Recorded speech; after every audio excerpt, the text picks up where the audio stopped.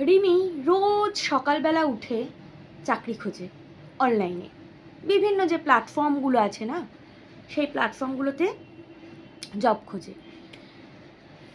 1 মাস গেল, 2 মাস গেল, 3 মাস গেল, রোজই ওই একই কাজ। জব খুঁজছে আর রিজেকশন, জব খুঁজছে আর রিজেকশন। সকালে ঘুম থেকে উঠে ব্রাশ করে, ব্রেকফাস্ট করে, বসে পড়ে ল্যাপটপ ফোন নিয়ে জব খোঁজার জন্য। প্রত্যেকটা সাইটে গিয়ে গিয়ে অ্যাপ্লাই করে, বায়োডাটা দেয়, সিভি পাঠায়, সমস্ত কিছু করবার পরেও ওর জব মিলছে না। এইভাবে 3 মাস 4 মাস কেটে গেল। রিমির মা একদিন হঠাৎ করে ওকে খোঁটা শোনাতে লাগলো, এত বড় ধাড়ি মেয়ে, এখনো পর্যন্ত রোজগার করবার ক্ষমতা হলো না। দেখেছিস পাশের বাড়ির মেয়েটা ব্যাংকে চাকরি লাগিয়ে ফেললো, অজিত কাকুর ছেলে স্কুলের টিচারই পেয়ে গেল, আর তুই বাড়ি বসে রোজই জব অ্যাপ্লাই করিস, একটা জবও তোর লাগে না, প্রত্যেকটা থেকেই রিজেক্ট, প্রত্যেকটা থেকেই রিজেকশন। এত ইন্টারভিউ দিতে যাচ্ছিস, তাহলে তোকে এত বড় করলাম শিখিয়ে পড়িয়ে কিসের জন্য? কিসের এত ডিগ্রি তাহলে তুই অর্জন করলি যে একটা ইন্টারভিউ তুই ক্র্যাক করতে পারছিস না?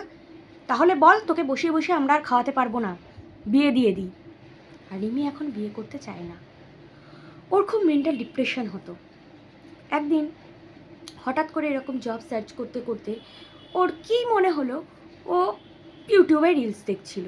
রিলস দেখতে দেখতে হঠাৎ করে ওর একটা ব্লগ খুব ভালো লাগে। ও ওই ব্লগটা দেখে ইন্সপায়ার হয়ে নিজে একটু একটু একটু একটু করে ব্লগ লিখত।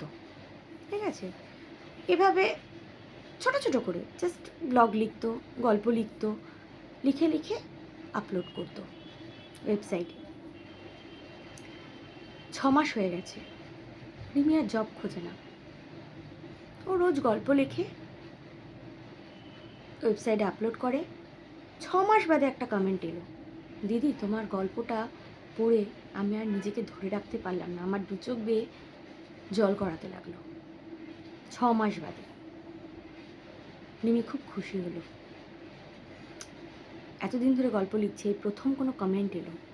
ফলো হয় 4টে 5টা 10টা হয়। ওই কমেন্টটা থেকে রিমি ইন্সপায়ার্ড হলো। 2 দিন পরে আবার একটা কমেন্ট, তোমার গল্পগুলো আমার খুব ভালো লাগে, চালিয়ে যাও। রিমি আরও জোর পেল। 2 মাস আরও বেশি করে খাটলো।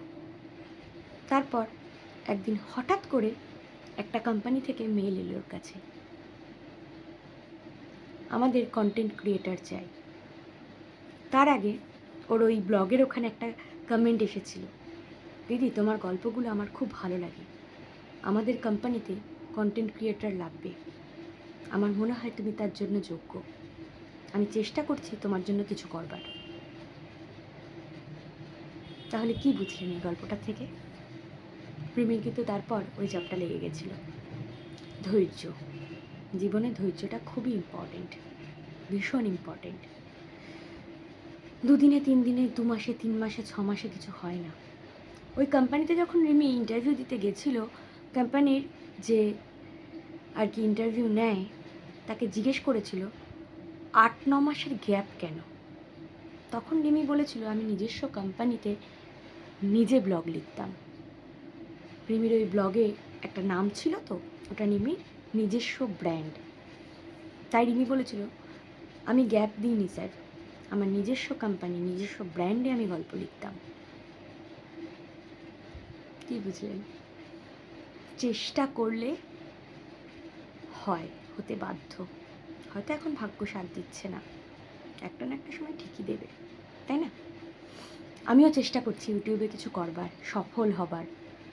হচ্ছে না, জানেন তো, রোজ ভিডিও আপলোড করি, শর্টস দিই, লং ভিডিও আপলোড করি, সপ্তাহে 2-3টে করে, হয় না।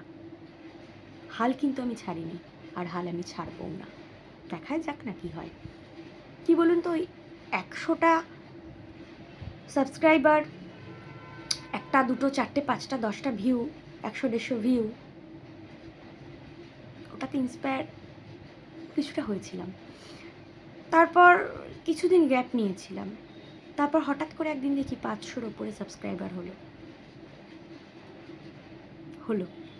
হলো তো, 500 জনও তো দেখছে। তারপর আস্তে আস্তে আজকে 1000-এর পথে এগোচ্ছি।